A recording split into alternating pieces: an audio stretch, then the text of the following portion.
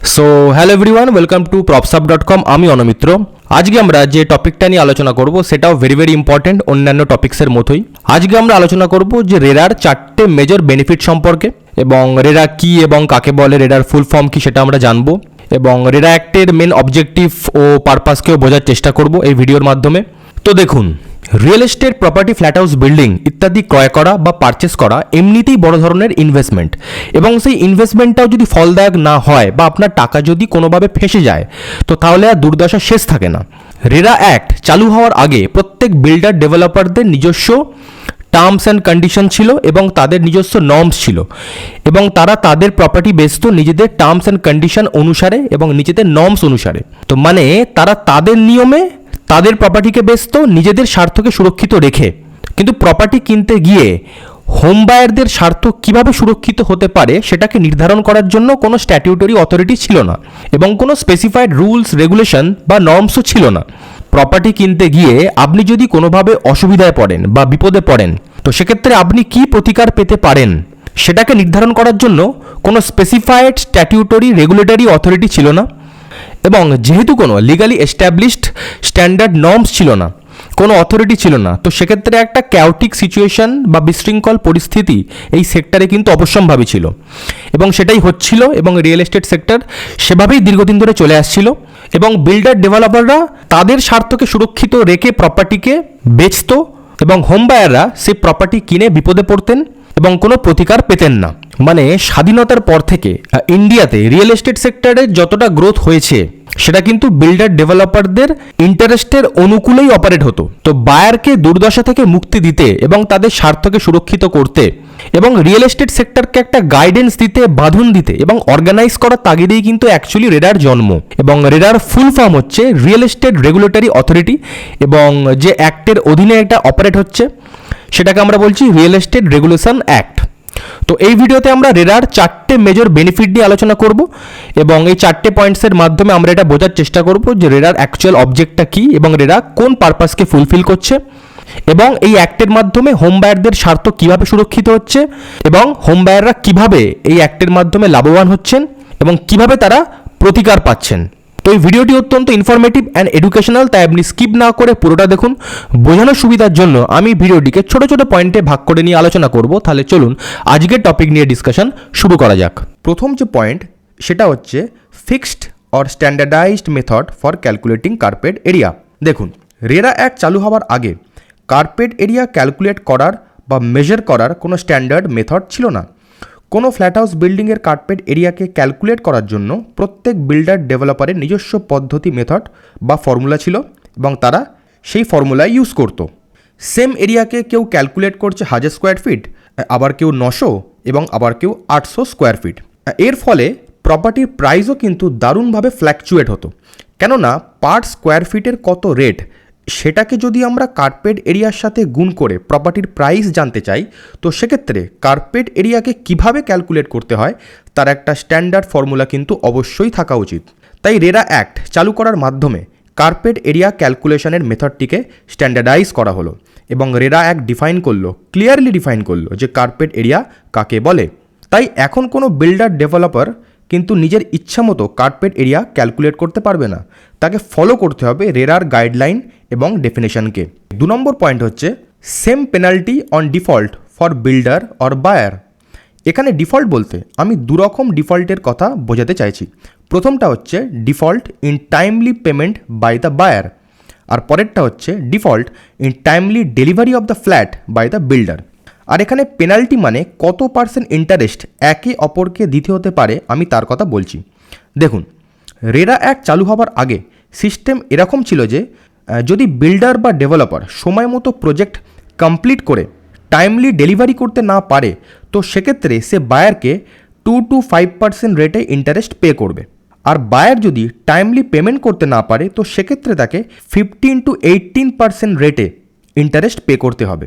তো অলিখিত যে নিয়মটা সেটা মোটামুটি এরকমই ছিল, কিন্তু রেরা অ্যাক্ট চালু হওয়ার মাধ্যমে এটা বলা হলো যে আপনি বিল্ডার হন বা বায়ার, দুজনের জন্যই কিন্তু নিয়ম সমান হবে, সেম হবে। যদি বিল্ডার ডিফল্টার হয় তাহলে তাকে যত percent rate of interest pay করতে হবে ঠিক ততটাই পে করতে হবে বায়ারকে যদি সে ডিফল্টার হয়। অর্থাৎ ডিলে করার জন্য আইন দুজনের জন্যই সেম হবে, সমান হবে। 3 নম্বর পয়েন্ট হচ্ছে মোর সার্টেনটি অ্যাবাউট প্রজেক্ট কমপ্লিশন। একটা বিল্ডার বা ডেভেলপার অনেকগুলো প্রজেক্টের কাজ একসাথে নিয়ে করে। এর আগে কি হতো, ডেভেলপাররা একটা প্রজেক্টের ফান্ডকে অন্য প্রজেক্টে ডাইভার্ট করে দিত, আর এর ফলে কি হতো, কোনো পার্টিকুলার প্রজেক্ট টাইমলি কমপ্লিটই হতো না। আর টাইমলি কমপ্লিট না হলে টাইমলি ডেলিভারিরও কোনো প্রশ্ন নেই। কিন্তু রেরা আসার পর থেকে ছবিটা একটু পাল্টেছে।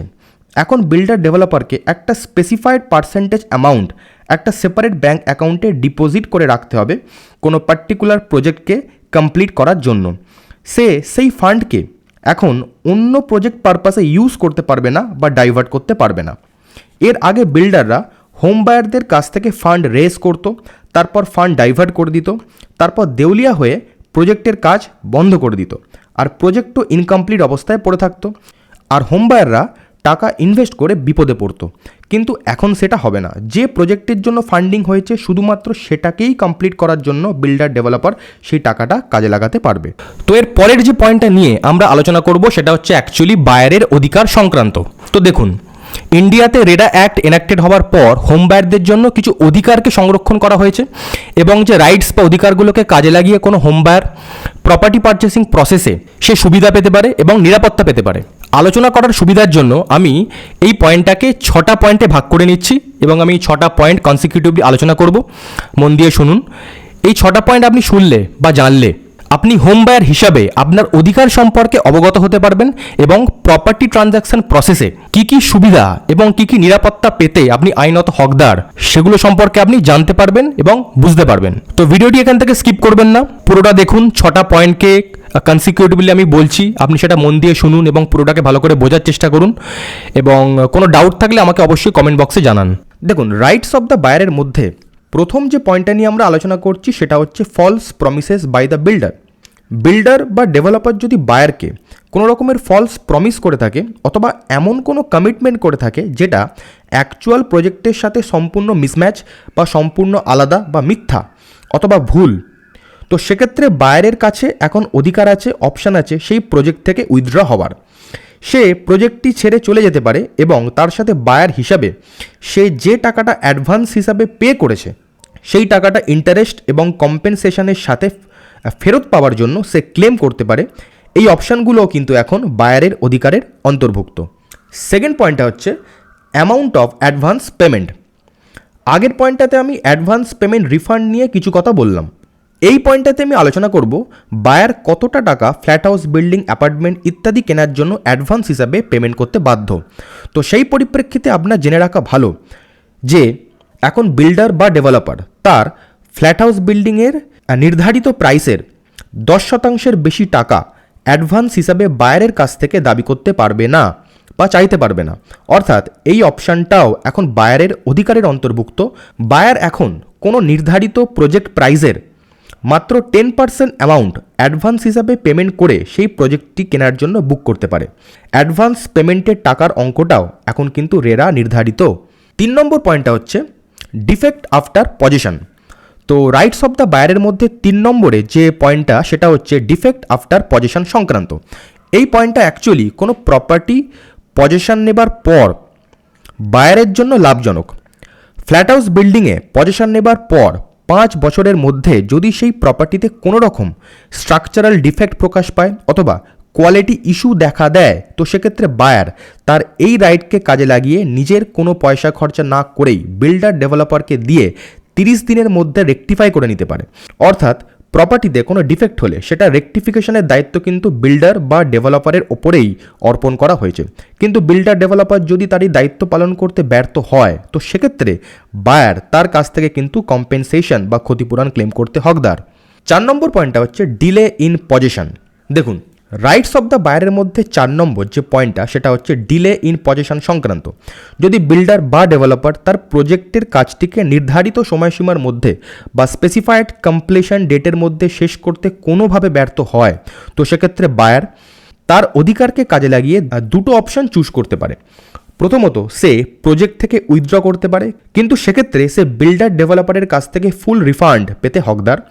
অথবা দ্বিতীয়ত সে প্রজেক্টটা কমপ্লিট হওয়া পর্যন্ত ওয়েট করতে পারে, কিন্তু সেক্ষেত্রে সে বিল্ডার ডেভেলপারের কাছ থেকে কম্পেনসেশন চাইতে পারে এবং যতদিন না সেই প্রজেক্টটি কমপ্লিট হচ্ছে ততদিন পর্যন্ত সে বিল্ডার ডেভেলপারের কাছ থেকে ইন্টারেস্ট ক্লেম করতে পারে। 5 নম্বর পয়েন্টটা হচ্ছে defect in title. Rights of the বায়ারের মধ্যে 5 নম্বর যে পয়েন্টটা নিয়ে আমরা আলোচনা করব সেটা হচ্ছে ডিফেক্ট ইন টাইটেল সংক্রান্ত।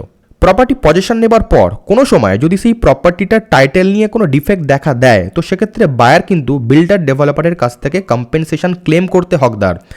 এখানে ডিফেক্টিভ টাইটেল বলতে আমি বোঝাতে চাইছি এমন একটা সিচুয়েশন যেখানে কোনো প্রপার্টির ওনারশিপ প্রুফ করার জন্য সাফিসিয়েন্ট লিগাল ডকুমেন্টসের অ্যাভেলেবিলিটি নিয়ে প্রশ্ন আছে, অথবা যে ডকুমেন্টসগুলো অ্যাভেলেবেল আছে সেগুলোর লিগালিটি নিয়ে প্রশ্ন আছে। তবে কম্পেনসেশন ক্লেম করার ক্ষেত্রে কিন্তু কোনো টাইম লিমিট নেই। এমন নয় যে পজেশন নেবার 5 বছরের মধ্যে ডিফেক্ট খুঁজে না পেলে ক্লেম করা যাবে না। বায়ার হিসাবে পজেশন নেবার পর যখনই আপনি কোনো টাইটেল ডিফেক্ট পাবেন তখনই আপনি কম্পেনসেশন ক্লেম করতে পারবেন। 6 নম্বর পয়েন্টটা হচ্ছে project information. Rights of the বায়ারের মধ্যে একদম শেষে যে পয়েন্টটা নিয়ে আমরা আলোচনা করব সেটা হলো প্রজেক্ট ইনফরমেশন সংক্রান্ত। কোনো বায়ার প্রপার্টি কেনার আগে সেই প্রপার্টি বা প্রজেক্ট সংক্রান্ত যাবতীয় ইনফরমেশন সেই বিল্ডার ডেভেলপারের কাছ থেকে আইনত পেতে হকদার। বিল্ডার ডেভেলপার কখনই বায়ারকে প্রয়োজনীয় ইনফরমেশন প্রোভাইড করতে ডিনাই করতে পারবে না, এটা কিন্তু বায়ারের অধিকারের অন্তর্ভুক্ত। এখানে নেসেসারি ইনফরমেশন বলতে ইনফরমেশন রিলেটেড টু প্রজেক্ট, যেমন plan layout, execution plan, stage wise completion status ইত্যাদি ইত্যাদি যাবতীয় ইনফরমেশনের কথা কিন্তু বোঝানো হচ্ছে। অর্থাৎ ইনফরমেশন যেগুলোর সাহায্যে কোনো প্রজেক্টকে প্রপারলি আইডেন্টিফাই করা যায় এবং সেই প্রজেক্টটির ফিচার্স, অ্যামিনিটিস, ফ্যাসিলিটিস ইত্যাদি সম্পর্কে সম্পূর্ণ ধারণা পাওয়া যায় তার কথাই কিন্তু বোঝানো হচ্ছে। মাথায় রাখবেন রেরা কিন্তু সমস্ত রেসিডেন্সিয়াল এবং কমার্শিয়াল প্রজেক্ট, দোকানপাট, অফিস বিল্ডিং সব কিছুকেই কভার করছে, রেন্টিং বাদে। প্রপার্টি রেন্টিং বা ভাড়া দেওয়া কিন্তু রেরার এখতিয়ারে পড়ছে না। Property development, transaction, buying selling process যাতে হ্যাসেল ফ্রিভাবে সম্পন্ন হতে পারে এবং পার্টিসের মধ্যে এই সংক্রান্ত কোনো ডিসপুট হলে যাতে তারা দ্রুত প্রতিকার পেতে পারে, সমাধান পেতে পারে, তার জন্যই কিন্তু রেরা। তো এটাই ছিল আজকের টপিক, আমি ডিসকাশন এখানেই শেষ করলাম। এবং যদি ভিডিওটি আপনাদের ভালো লেগে থাকে তাহলে অবশ্যই আমাকে লাইক করে কমেন্টে জানান। আমি এই চ্যানেলে প্রপার্টি সংক্রান্ত সমস্ত রকমের ভিডিও আপলোড করে থাকি। আপনি ইন্টারেস্টেড থাকলে চ্যানেলটিকে অবশ্যই সাবস্ক্রাইব করুন। সাবস্ক্রাইব করে বেল নোটিফিকেশন বাটনটি ক্লিক করে অন রাখুন যাতে আমি এই চ্যানেলে নতুন কোনো ভিডিও আপলোড করলে আপনার কাছে তার ইনস্ট্যান্ট নোটিফিকেশন যায়। এবং নিচের ডেসক্রিপশন বক্সে দেওয়া লিঙ্ক থেকে আপনারা আমার অন্যান্য ভিডিওগুলো চেক আউট করতে পারেন। আমাকে সোশ্যাল মিডিয়াতেও ফলো করতে পারেন কোনো ইনফরমেটিভ পোস্ট এবং কন্টেন্টের জন্য। তাহলে আজকের মতো চলি, আবার দেখা হচ্ছে নেক্সট ভিডিওতে।